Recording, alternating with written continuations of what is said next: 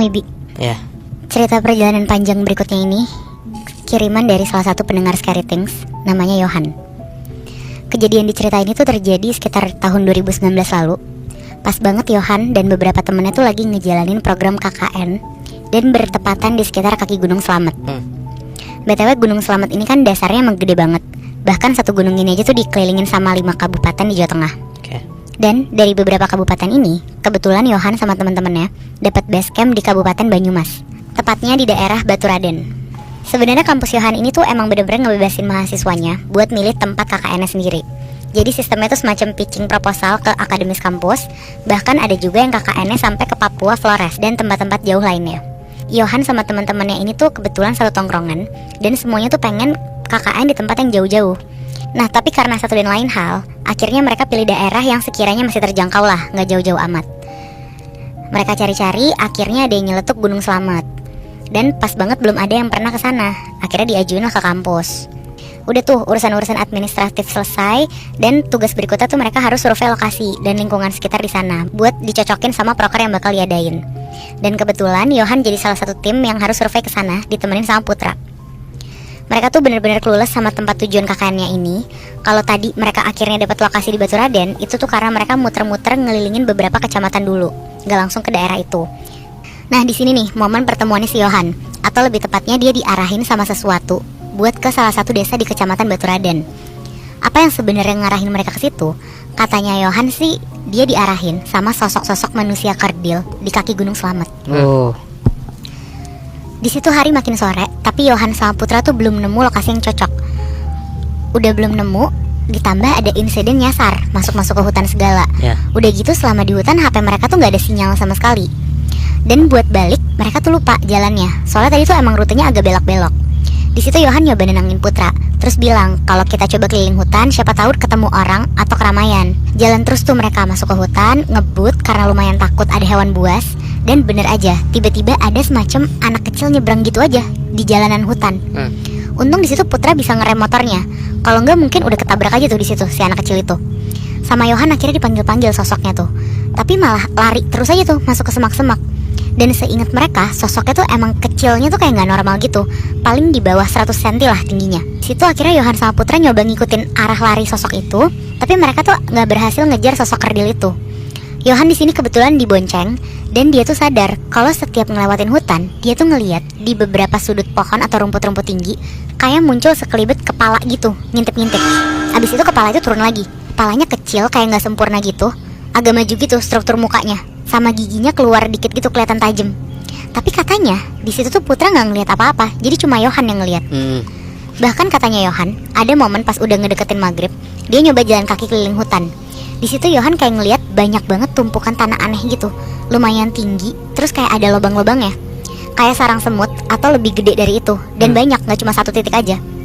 Pas Yohan kepo buat ngeliat beberapa lubangnya, katanya di dalamnya tuh kayak ada bayang orang-orang kecil yang jalan gitu. Yohan tuh belum selesai ngintipnya gitu, dari jauh Putra tuh manggil dia kenceng. Katanya Putra ngeliat ada pemukiman warga. Mau nggak mau Yohan langsung cabut tuh di situ. Akhirnya dia nemuin jalan keluar dari hutan. Udah tuh, intinya hari pertama survei selesai, belum dapat lokasi, tapi seenggaknya Putra sama Yohan tuh udah nginget-nginget jalan lah, letak pemukiman yang maghrib tadi dia temuin. Rencananya besok pagi tuh mereka bakal datengin lagi. Soalnya katanya kalau dilihat secara lingkungan itu tuh pas banget buat jadi lokasi KKN mereka. Udah tuh, hari kedua survei, jalan lebih lancar dan jelas aja karena lokasi tujuan itu udah dapet, tinggal ketemu sama warga sekitar tuh akhirnya buat sekalian izin.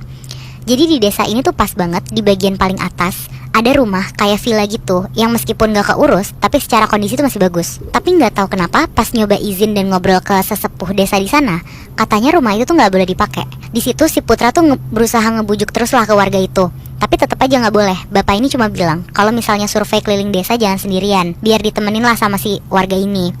Alasannya ya karena desanya luas dan deketan sama hutan, takut nyasar aja. Abis ketemu si bapak sesepuh desa ini, si Putra tuh masih kekeh nih, pengen ngusahain desa dan spesifik si villa itu buat jadi markas mereka. Di situ Yohan ngikut aja tuh. Dan akhirnya pas udah balik dari ngobrol, mumpung masih sore, mereka pengen nyamperin langsung villa tadi. Siapa tahu ketemu sama yang punya rumah kan buat dinego langsung. Dan sesampainya di villa itu, Yohan tuh baru ngeh kalau ternyata posisinya tuh bener-bener persis sama tempat di mana semalam mereka tuh nyasar. Tempat yang ada gundukan tanah berlobang banyak itu. Di situ Yohan nyoba tetap positive thinking. mereka nyoba buka gerbang villa yang kebetulan tuh gak dikunci. Jalan masuk, Putra manggil-manggil dari luar, tapi gak kelihatan ada orang sama sekali. Dan pas mau ngetok pintu rumah, ternyata pintunya tuh kedorong, gak kekunci.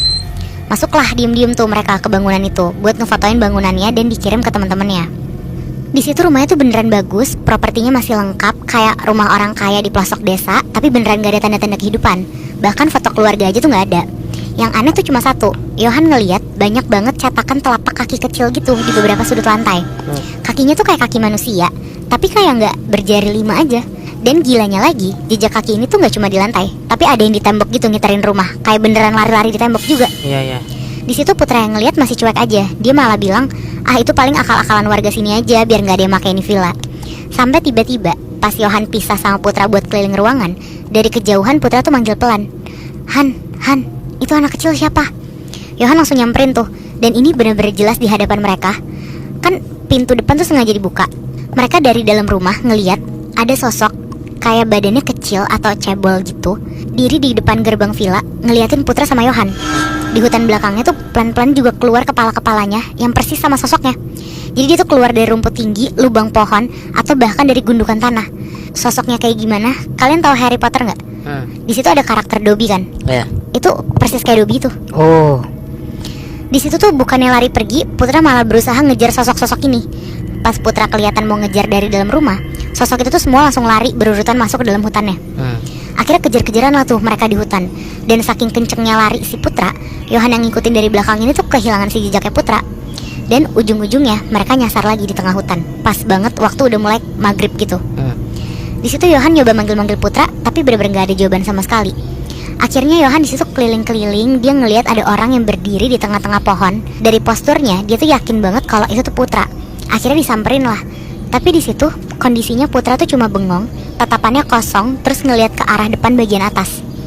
Sama Yohan akhirnya coba digoyang-goyangin lah badannya, ditampar-tampar biar sadar. Tapi Putra di situ nggak sadar-sadar.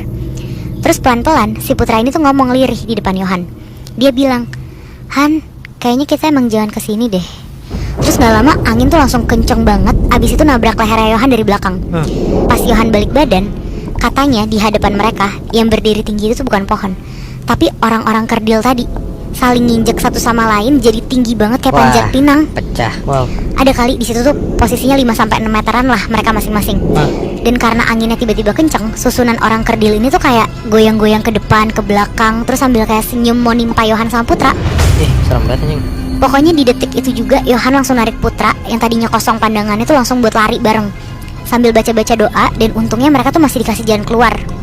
Yohan ngebawa si Putra dulu tuh ke rumah sesepuh desa tadi buat minta bantuan. Dan ternyata usut punya usut, Yohan sama Putra tuh secara nggak sengaja udah ngelanggar keyakinan warga di sana.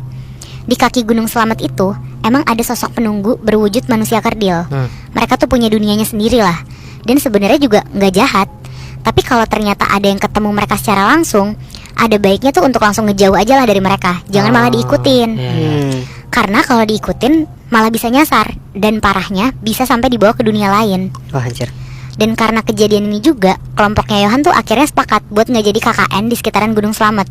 Oh, berarti sebenarnya di daerah sana tuh emang udah terkenal ada setan kerdil ya? Iya, di Gunung Selamat itu, Moy. Dan sebenarnya emang nggak ganggu, bener ya? Gara-gara mereka juga nakal kan masuk-masuk ke villa itu. Iya. Tapi kalau misalkan lo dari awal hanya mendengar manusia kerdil mungkin gak seserem itu. Cuman kalau misalkan udah rame-rame, bahkan sampai kayak tadi ya gangguannya.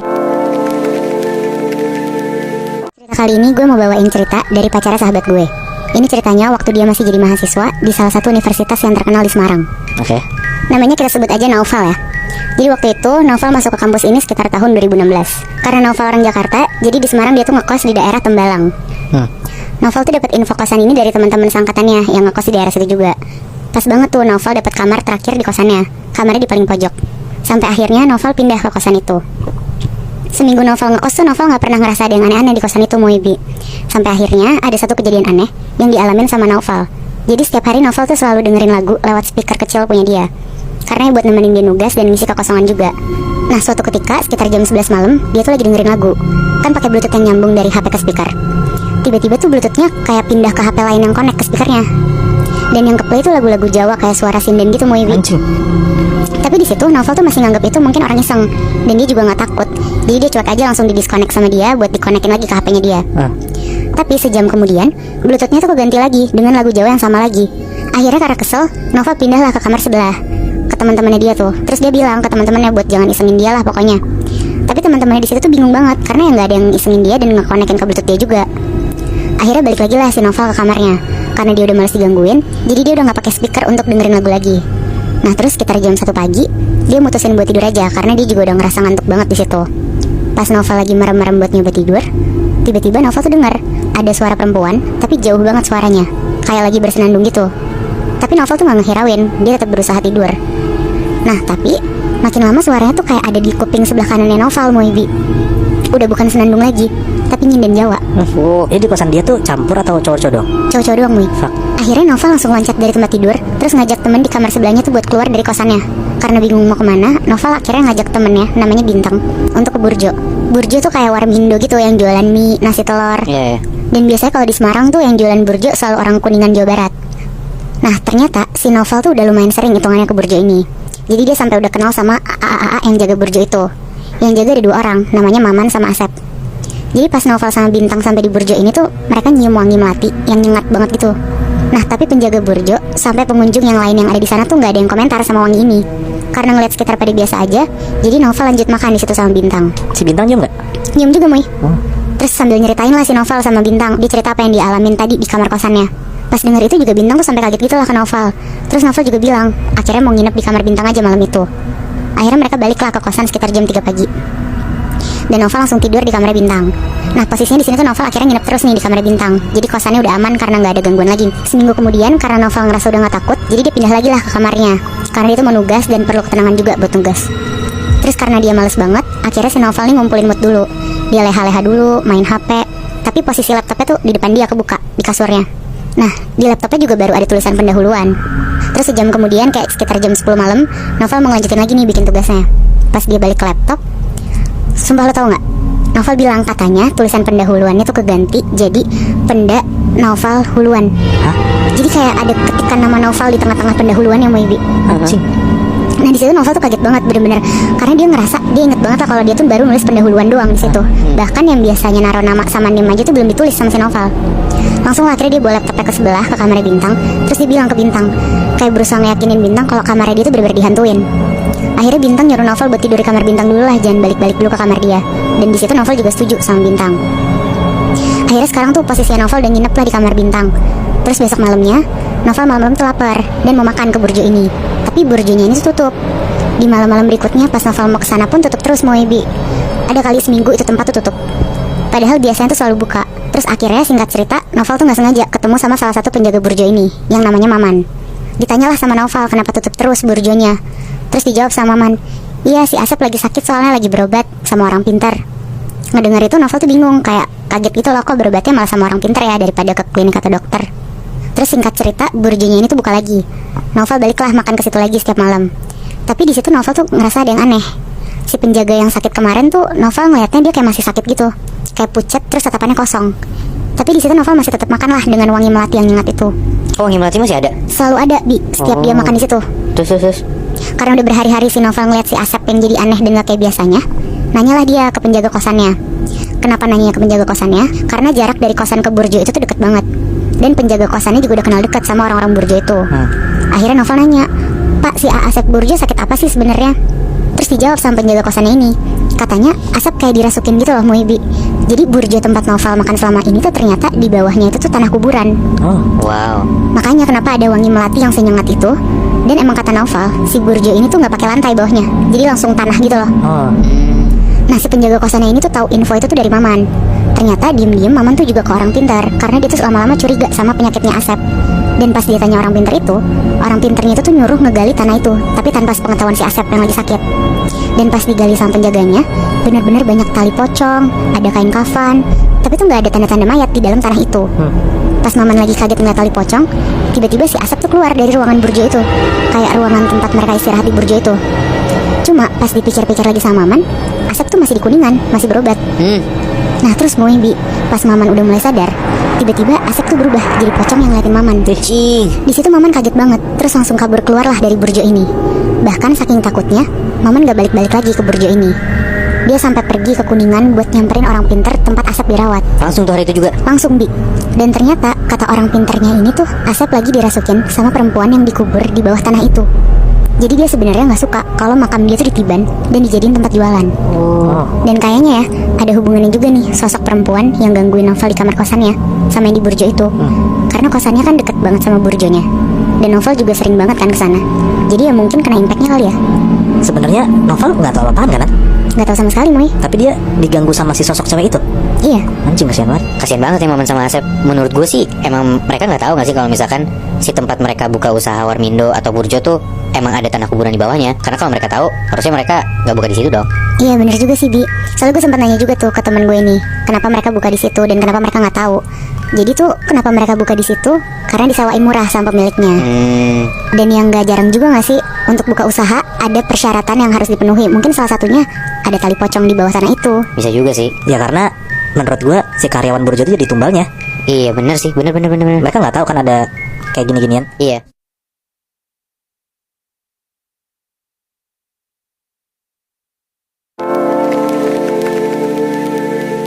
Moibi, kalian pernah gitu juga nggak? Kayak lagi dalam perjalanan, terus sampai di suatu tempat, tapi ya lo clueless aja, ini tuh sebenarnya di mana? Dan bahkan nyoba nyari informasi tentang tempat ini pun juga nggak nemu-nemu. Nah, kalau pernah, berarti kalian ngalamin hal yang sama, kayak si pengirim cerita ini. Sebut aja namanya Rangga. Dia ini salah satu pendengar setia kita, mahasiswa yang biasa narik sebagai driver ojol juga.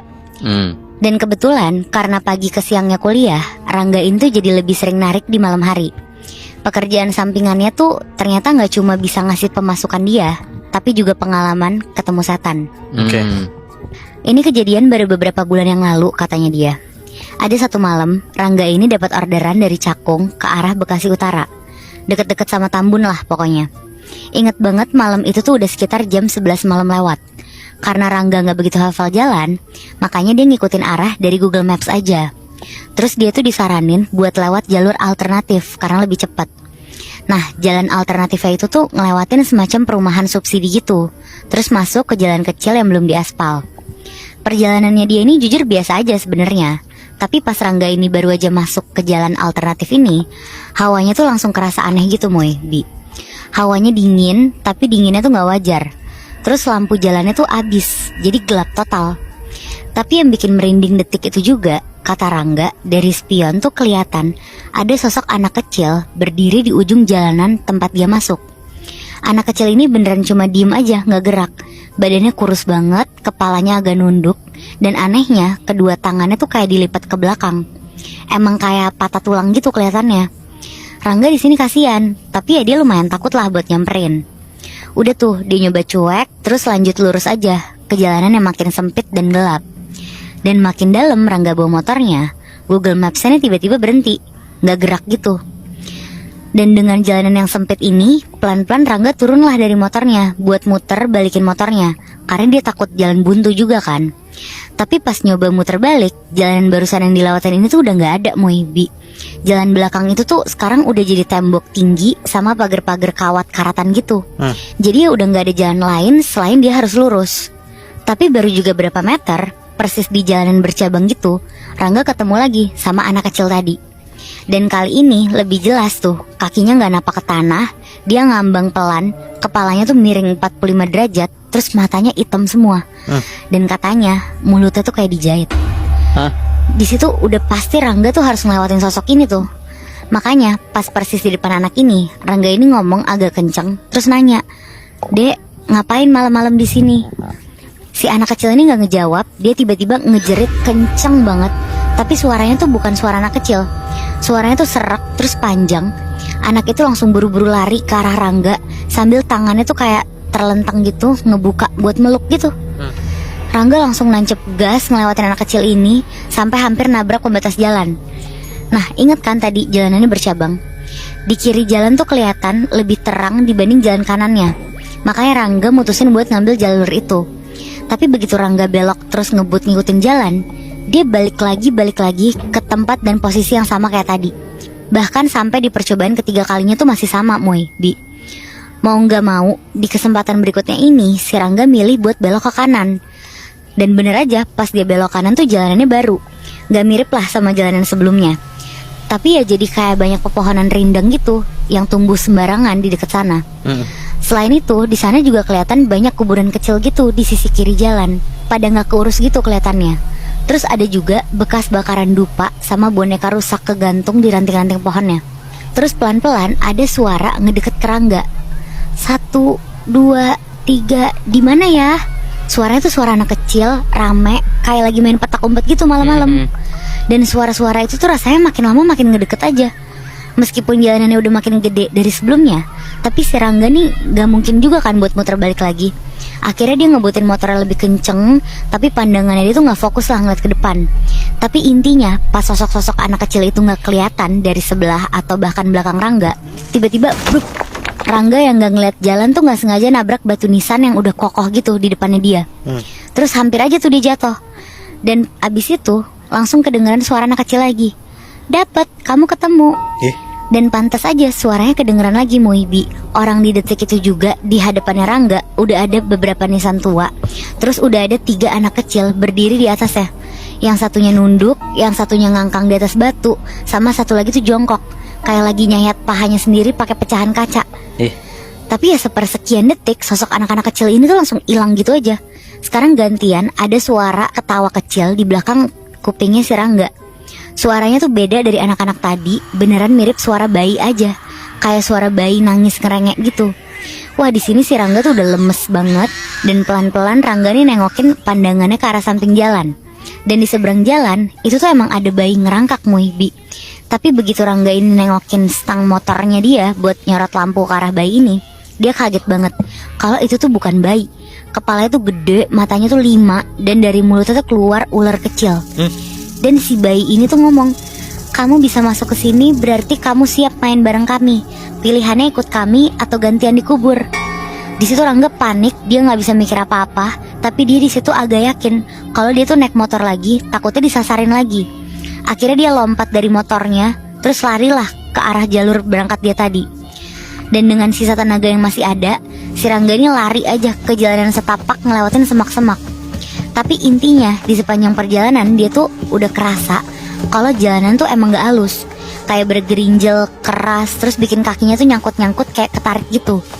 Dan pas sesekali dilihat sama Rangga, katanya tuh kelihatan kayak ada semacam tulang gitu.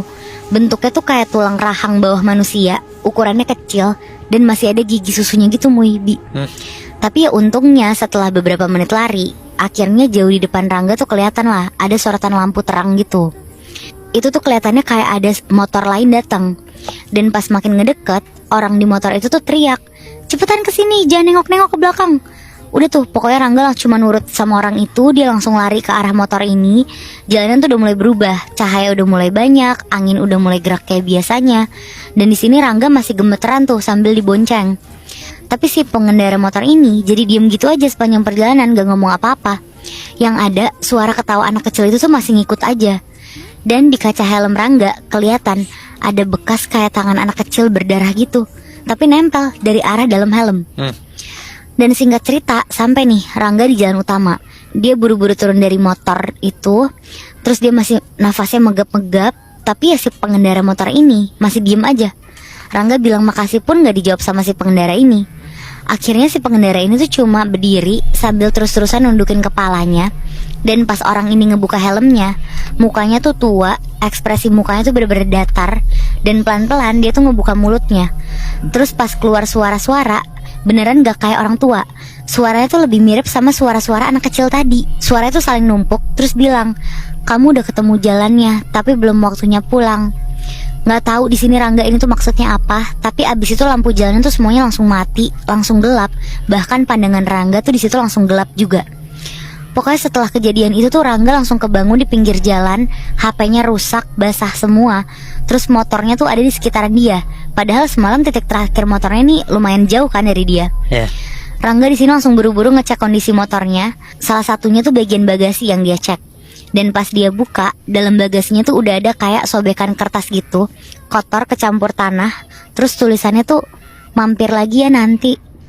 Udah tuh, sampai sekarang Rangga masih nggak tahu dia tuh nyasar kemana malam itu. Jalanannya juga nggak ada di Google Maps, bahkan udah nyoba muterin lagi berkali-kali besokannya. Yang dia temuin tuh cuma lapangan kosong sama semak-semak tinggi doang.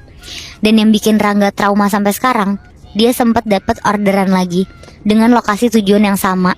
Terus di bagian catatannya cuma ketulis satu kalimat, "Jangan lupa pamit ya kali ini." Waduh, maksudnya apa tuh ya? Iya mungkin aja tuh yang order sosok-sosok anak kecil itu kali ya. Mungkin karena si Rangga tuh pas pergi tuh langsung kabur gitu aja, jadi dia tuh nggak pamit sama sekali. Oh, bisa jadi, bisa jadi. Cuman ya itu ya, kalau misalnya kita dengerin cerita tentang driver ojol gitu, nggak pernah ada habisnya gitu, selalu ada aja kan kejadian horor kan.